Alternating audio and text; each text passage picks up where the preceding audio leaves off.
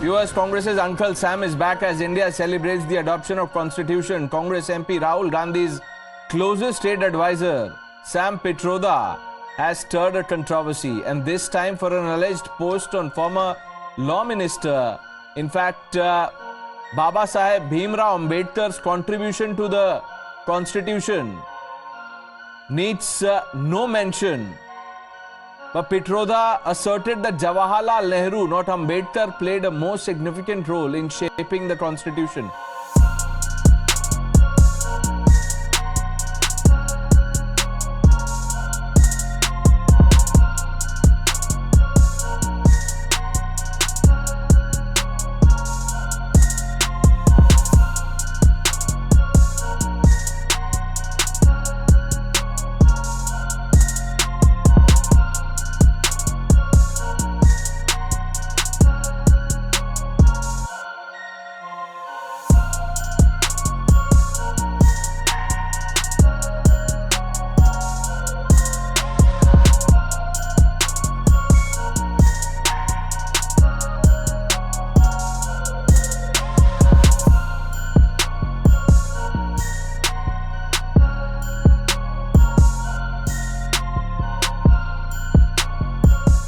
और आज कांग्रेस पार्टी ने फिर से एक बार अंबेडकर जी का घोर अपमान किया, ये कहकर सैम पित्रोदा से कहलवाकर कि अंबेडकर जी का तो कोई योगदान ही नहीं था, संविधान के निर्माता वो थे ही नहीं। ये सब झूठी बातें हैं।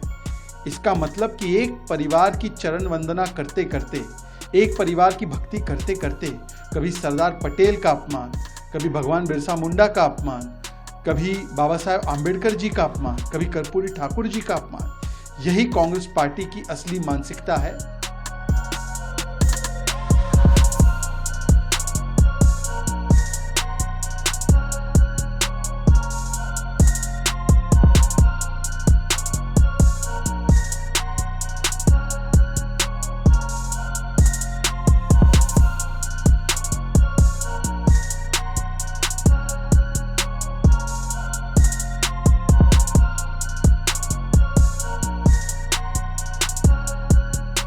विधानसभा की बेस के आंकड़ों को हम देखेंगे तो कांग्रेस को पता चलेगा कि संविधान निर्माण प्रक्रिया के समय बाबा साहब ने 2,67,544 शब्द बोले। दोबारा रिपीट कर रहा हूं, बाबा साहब ने 2,67,544 शब्द बोले, जो कि सभी शब्दों का 7.2% है। सभी शब्दों का, जितने संविधान सभा के सदस्य थे जो बोल रहे थे, संविधान सभा में चर्चा हो रही थी, उसका 7.2% है। और यदि हम नेहरू की बात करें तो उनके द्वारा बोले गए शब्दों का प्रतिशत मात्र 2.18 है।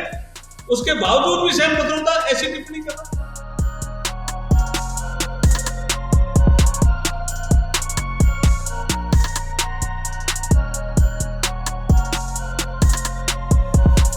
अगर कोई बाबा साहब पे और जो दलितों का, पिछड़ों का, शोषितों के जो मसीहा बाबा साहब, उन पे कोई हमला करेगा तो बच कैसे सकता है। इसलिए गीदड़ की जब मौत आती है तो गांव की तरफ भागता है। कांग्रेस को हो क्या गया समझ नहीं आ रहा है।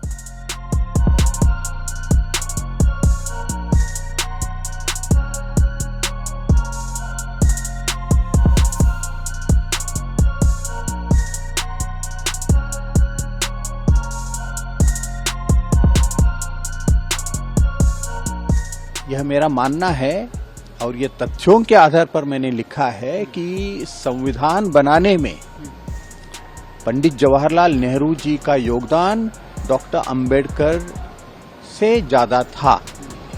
इस सच्चाई को जो भी उस इतिहास को पढ़ेगा उनको निर्विवाद यह समझ में आएगा।